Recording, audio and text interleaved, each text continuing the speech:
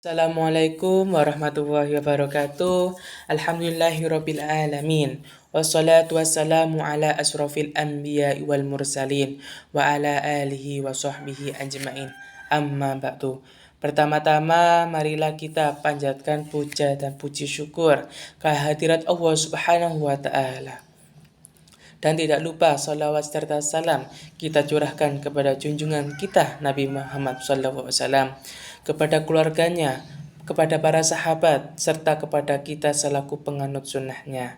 Teman-teman dan para guru semua yang saya hormati, pada kesempatan kali ini saya akan menyampaikan pidato yang bertemakan motivasi remaja di era digital.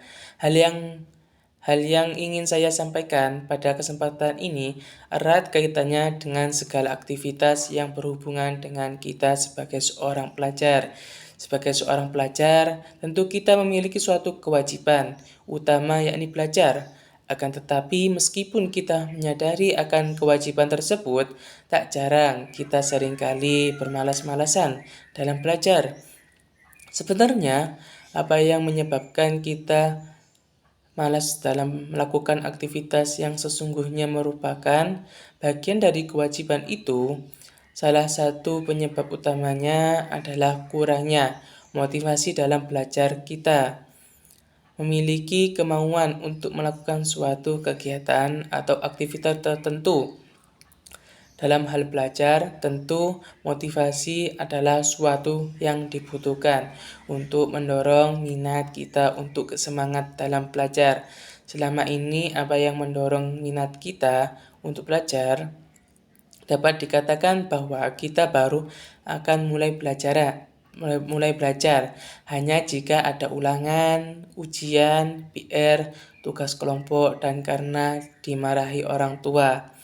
Karena sebab itu, kita tidak memiliki gairah dalam belajar. Apa yang kita lakukan adalah karena sebab keterpaksaan, tuntutan, dan lain sebagainya. Oleh karena itu, hasil belajar kita pun tidak akan mencapai hasil yang maksimal.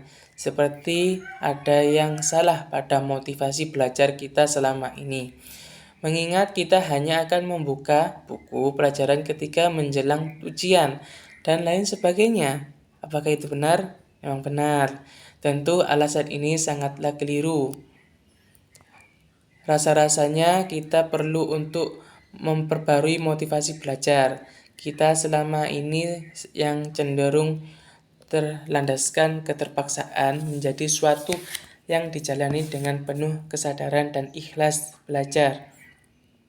Bahkan, yang paling berilmu dan bijak di antara kita masih rajin belajar, dan sebuah perjalanan ribuan mil dimulai dari langkah kecil, yakni dengan belajar.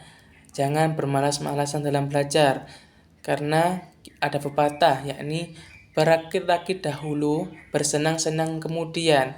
Maka daripada itu, kita harus susah-susah dahulu, kemudian kita baru senang untuk memetik buahnya. Teman-teman yang berbahagia, merupakan suatu hal yang penting bagi kita untuk memperbarui motivasi dalam belajar yang semula keliru menjadi sebuah motivasi yang tepat. Motivasi belajar yang tepat akan sangat berpengaruh pada pembelajaran yang akan kita mulai. Apa maksud dari motivasi yang dapat tersebut? Misalnya saja, ketika Anda ingin menyantap sebuah hidangan, maka motivasi Anda dalam menyantap hidangan tersebut, jika motivasi Anda adalah untuk menambah berat badan, maka Anda akan makan dengan lahap dan menambah jumlah porsinya, supaya rasa kepuasan Anda itu tercapai. Lain halnya jika motivasi Anda dalam menyantap hidangan adalah hanya untuk menghilangkan rasa lapar, maka Anda hanya akan menyantap porsi makanan tersebut hanya dalam kecil, tidak akan menambah lagi. Nampaknya ilustrasi tersebut sudah demikian jelas. Dua orang yang melakukan kegiatan yang sama dengan motivasi belajar, maka akan berbeda pula cara penyikapan atau penyajian kegiatan tersebut. Dalam berbagai hal. Jika kita tidak ingin hasil belajar menjadi biasa-biasa saja, maka kita perlu untuk memperbarui motivasi dalam belajar. Misalnya dengan memperbarui motivasi belajar Anda dengan keinginan meraih cita-cita dan yang lain. Jika Anda ingin memimpi dan cita-cita yang tinggi, maka Anda akan terdorong untuk belajar dengan giat dan tekun dengan rangka menghadapi keinginan Anda tersebut. Motivasi tak boleh hanya satu saja jika dalam hal belajar. Tambahkan poin-poin keinginan Anda dalam daftar kecil seperti catatan kecil tentang cita-cita yang hendak Anda raih dalam sebuah keinginan.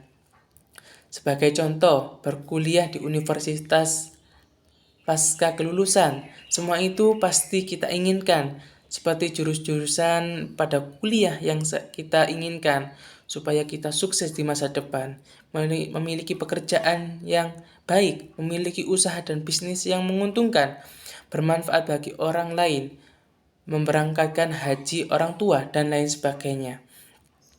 Selain menambahkan poin keinginan Anda dalam mencapai cita-cita, ada beberapa cara meningkatkan motivasi belajar. Di antaranya menggunakan metode pembelajaran yang tepat dan benar, menjadikan siswa sebagai peserta didik yang aktif, menjadikan media seoptimal mungkin, menciptakan kompetisi, mengadakan evaluasi secara berkala, sampaikan motivasi secara langsung, dermawan akan pujian. Semua hal yang berkaitan dengan keinginan Anda di masa depan sebaiknya ditulis dalam sebuah catatan kecil ketika Anda sedang merasa malas atau tidak memiliki keinginan yang mengganggu aktivitas belajar Anda. Lihat kembali catatan tersebut sehingga Anda bisa teringat bagaimana Anda semangat belajar pada saat itu, sehingga akan mulai bersemangat lagi dalam belajar. Hal-hal tersebut adalah upaya untuk membangkitkan motivasi akan semangat belajar kita. Tentu kita tidak ingin kegiatan belajar yang kita mulai terpaksa, biasa-biasa saja hanya karena ada yang salah dengan motivasi belajar kita selama ini. Yang asalnya melakukan belajar hanya terpaksa, tuntutan, dan sebagainya, kita harus sadar diri dan semangat dalam belajar. Belajar adalah keperluan kita dalam mencapai cita-cita, keperluan kita dalam mencapai kewawasan yang banyak. Pada akhirnya, motivasi menjadi pondasi penting dalam melakukan hal apapun. Tak terkecuali dengan belajar. Jadikan keinginan-keinginan belajar dalam kehidupan kita sebagai motivasi terbaik dalam menempuh segala hal yang akan kita lalui dalam hidup kita, termasuk dalam hal belajar.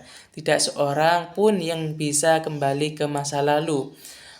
Waktu tidak bisa terulang kembali, tetapi semua orang bisa mulai hari ini dan membuat hari baru yang lebih baik dari hari yang kemarin. Yang saya Muhammad Wahyu Hidatullah, akhir yang dari ini, marilah bersama-sama kita tingkatkan semangat dalam belajar demi cita-cita dan impian besar yang kita inginkan, kita harapkan, kita peroleh yang menunggu kita di masa depan. Lakukan dengan penuh rasa cinta dan tanggung jawab terhadap diri sendiri, keluarga, dan orang yang kita sayangi. Sebuah belajar atau sebuah keinginan harus melalui proses. Dalam proses itu, kita harus ikhtiar dan bekerja keras. Dan tidak lupa dengan berdoa. Karena Allah mengatakan bahwa kita bekerja keras tapi tidak berdoa kepadanya, itu adalah hal sombong atau mustahil. Tetapi jika Anda berdoa terus tapi tidak mau berusaha, itu tidak akan tercapai. Semua itu harus didampingi antara usaha dan doa agar cita-cita tercapai. seperti kesuksesan yang kita peroleh nantinya.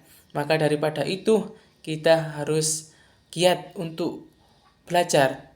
Mungkin di masa depan akan banyak masalah, akan banyak rintangan, tetapi itu adalah langkah-langkah untuk menjadikan Anda kuat, semangat, dan untuk mencapai cita-cita. Mungkin demikian yang saya dapat sampaikan dalam pidato singkat ini. Semoga bermanfaat bagi teman-teman dan saudara-saudara agar lebih semangat dalam belajar. Jangan putus asa. Keputusasaan adalah hal yang tidak memungkinkan untuk kita mencapai cita-cita. Karena itu kita semangat belajar, jangan pantang menyerah, harus kuat, sabar. Maka demikian, terima kasih. Jika ada kesalahan dalam perkataan saya atau kekurangan dalam perkataan saya dan telah menyinggung perasaan-perasaan para hadirin, saya memohon maaf sebesar-besarnya. Saya tidak beringinan untuk melakukan kesalahan tersebut. Demikian, wabillahi taufiq wal hidayah. Wassalamualaikum warahmatullahi wabarakatuh. Semoga sukses dalam belajar dan mencapai cita-cita yang kita inginkan.